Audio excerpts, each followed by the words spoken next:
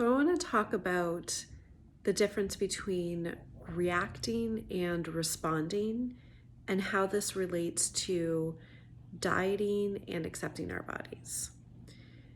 So if you think about reacting, it's something that happens really quickly. So we're going to react if we're in imminent danger. Think about you're crossing the street and all of a sudden a car starts barreling down in front of you. You're going to react really quickly and get out of the way. It's a survival instinct. And what happens? You feel kind of this wave of emotion come up. You probably don't even have a lot of thinking at that time. It's just really immediate. But reacting happens a lot in our daily lives. And it's also coupled with a really strong feeling of emotion, but usually a lot of thinking that's going on in our heads. So if we look at this in terms of dieting, it might be you see yourself in the mirror and all of a sudden you have tons of critical thoughts about your body and you feel this wave of shame or fear or sadness or whatever it might be. And if you're in that place, that can feel scary. And so the mind wanting to only care about your survival, it looks at that and says, oh, this seems like something that might be dangerous. Let's try to solve and fix this problem.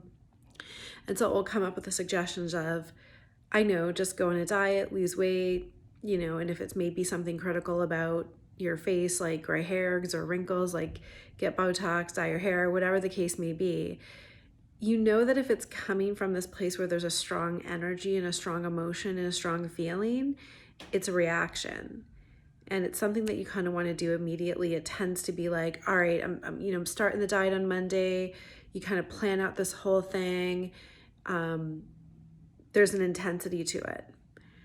But if we look at the difference between reacting and responding comes from a different place. Responding will come from a place when you're more settled, when you're clear. It doesn't come from this wave of emotion. If you think we tend to sometimes regret when we react. It's like we react if we yell at somebody or we say something that we didn't really mean. Responding is when we're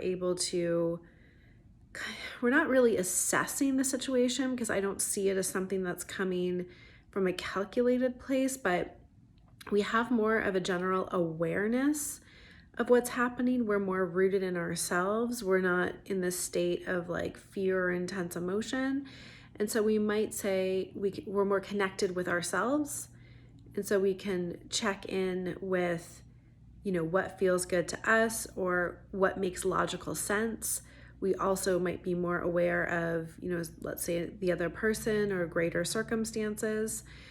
And so if you look at yourself in the mirror and now all of a sudden you have this flood of emotion, when you know how to handle that emotion, when you can see that the thinking that's going on in your mind is thinking, that it's not actually you, it's not actually truth, when you can allow yourself to feel this wave of emotion, which if you get close to it is probably emotion that you felt before, it's very familiar, and you give yourself the space to be able to feel it, then once that clears and dissipates, then you're able to respond. And so I can even just give you an example of how this sometimes plays out for me. If, for example, I was in a mode where one night I was really tired and, emotionally exhausted, and I decide I just want some comfort, I'm going to eat a bowl of ice cream, and then I'm like, oh, I want more ice cream. And then I do it, and then I feel really not good afterwards. The initial reaction might be, oh, I gotta not eat as much tomorrow. I gotta, might be like, I gotta go on a diet or something like that. The responsive place would be to know, okay, I'm having a strong reaction right now. This is not a time to make a decision. So instead, I'm just going to, allow myself to the best of the ability to feel these feelings that are coming up. It's nighttime, go to bed, you know, wait until it clears. And then the next morning, notice what feels right and better. So, does that mean that I still have this desire maybe to eat lighter or to eat, like more fruits and vegetables or something like that? Yeah, that might come up. And so that might make sense to do. Like it's almost like this natural way of balancing something that was denser and heavier with something that was lighter. But it's not coming from this panicked response. It's not a plan I need to follow. It's not a punishment. It's just something that makes sense and it's more intuitive. So that would be more of a responding place. So I find that I think when people are going on diets, it's almost always coming from a reaction place. It's coming from a fear place, or even just not knowing what else to do, thinking like this is the best choice, the only option. When I'm not dieting, everything swings to the other side. It's still kind of this reactionary place. The feelings that are coming up fueling this hasn't been really often dealt with or hasn't really been felt. It's felt too scary. So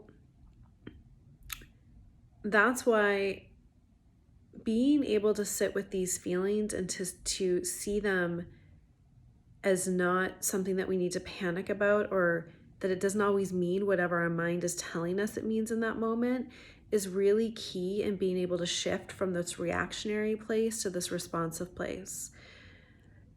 And so if this is something that you want to become more practiced at and you would like to experience more so that you can make this shift, I want to invite you to attend my Feel to Heal workshop, which is starting this Thursday, October 19th. I'm going to put the links where you can click on to see more information, because that's what we're going to practice over this time is how can I have more like awareness and presence of these emotional energy stuff that's coming up, especially as well as the thoughts that are attached to it, because that's what tends to make us feel more like stuck with it or not wanting to go there. How can I learn to process it and be with it so it's maybe not as scary, and I can then allow it to pass so I can respond? And that to me is such a huge component to being able to accept your body, because it's so much of a feeling experience. Like it's working through the emotions and the feelings that are coming up. And then that's when, body acceptance really is about responding. It's really about being able to connect to what do I really feel? Like what really feels right to me, not what is my mind panicking about, or what are these feelings, which can be attached to a lot of misunderstandings, false beliefs, that kind of stuff. It helps us to get out of that pattern or to at least like see the pattern from what it is and not be controlled by it.